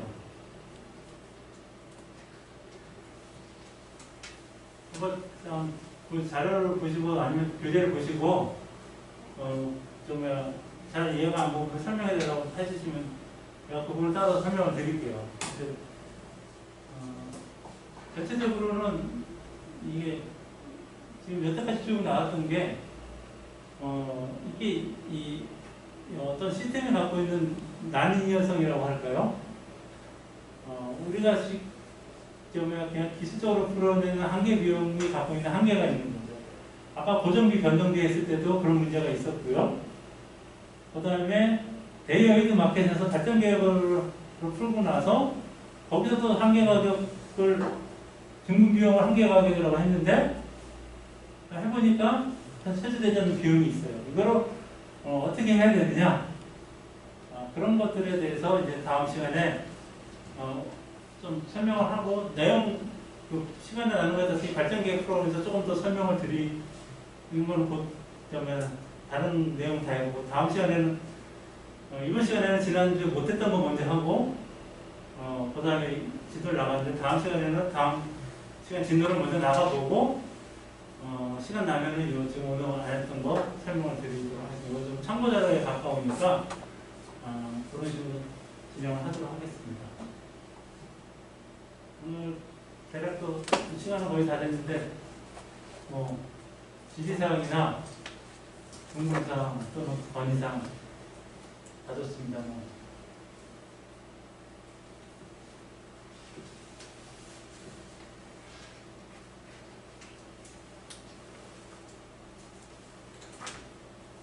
그렇죠. 과제 제출 같은 경우에는 프리식을 다 기입을 해서 수기로 작성해서 제출해야 돼요. 하나씩 내가 내시면 됩니다.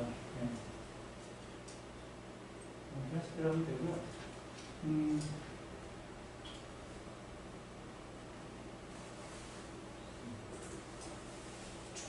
무부하 비용과 기본 비용 항상 얘기가 많잖아요. S&P에 좀 포함을 시켜야 되나 아니면 별도의 코스트를 지급하는 게 아니냐.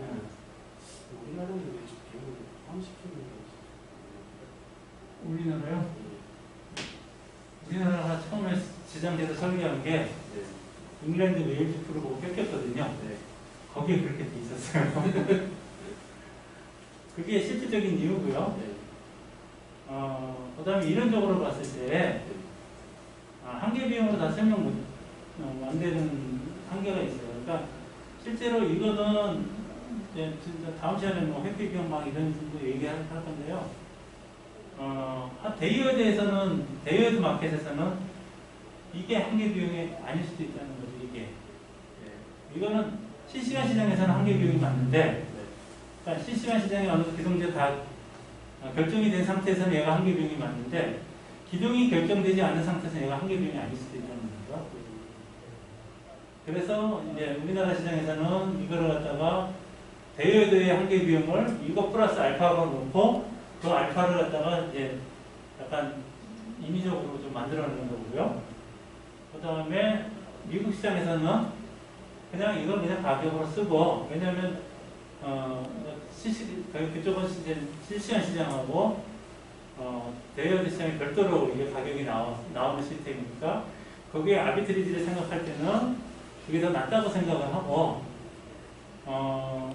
이거를 갖다가 그냥 쓰고, 대신에 그걸로 이게 회수가 다 안 된다고 하면 걔들한테는 엄니프트라고 해서 따로 보상을 해주죠. 그 내용이 이게 아까 이게 피해 사례라고 했던 게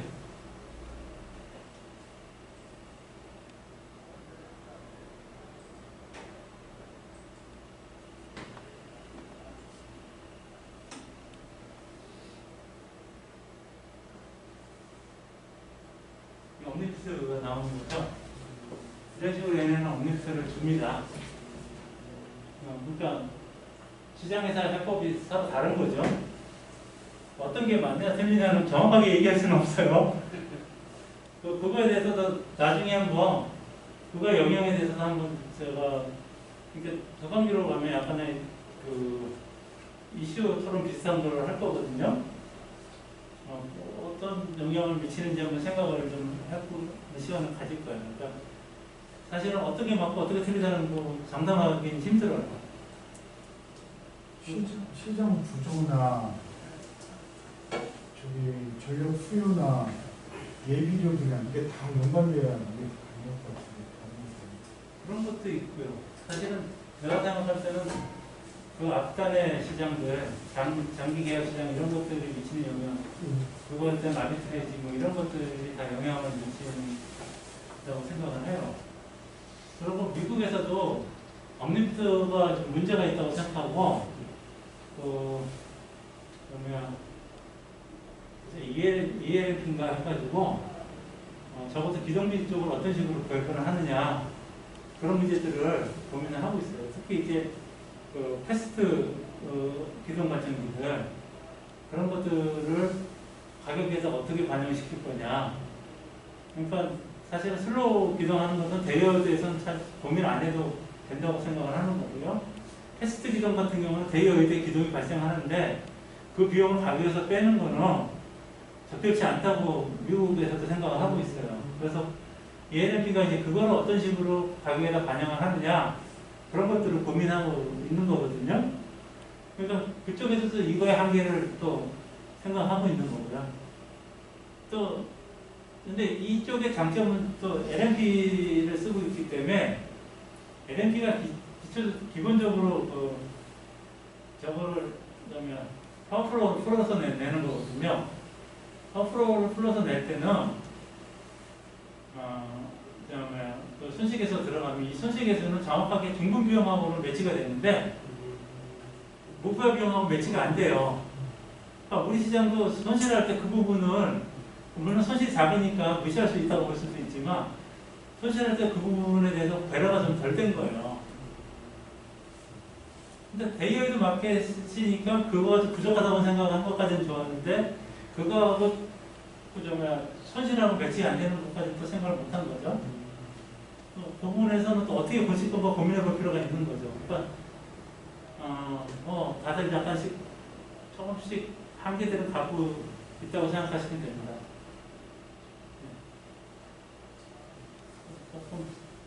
조금 더 하긴 했는데 다른 좀 궁금하신 거는 앞으로 계속 그런 문제들을 갖다가 논의를 할 거예요.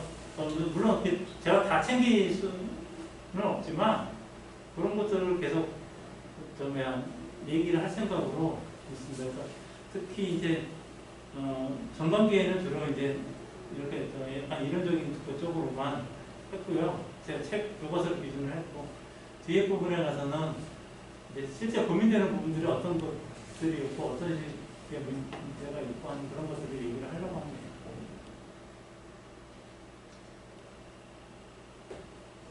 네, 다른 질문 없으시면 고생들 하셨고요. 또 고생들 하십시오. 네. 수고하셨습니다. 네. 아 그리고 지난주에 두 번 안 나오셨는데 네. 죄송합니다. 그 이유가 있는 건가요? 아, 없습니다. 그리고 이제 코로나 때문에 못 가신 분들이 있잖아요. 그 여기 보면 그 유튜브를 링크를 시켜놨는데 그냥 유튜브를 보시면 제가 봤는지 안 봤는지 확인이 안 되고 LMS에서 링크를 하면 봤는지 안 봤는지 확인이 돼요. 그래서 코로나 때문에 못 오신 거는 그거를 보시면 제가 후속 점수할 때 반영을 하려고 하거든요. 그건 좀 참조를 해주시고.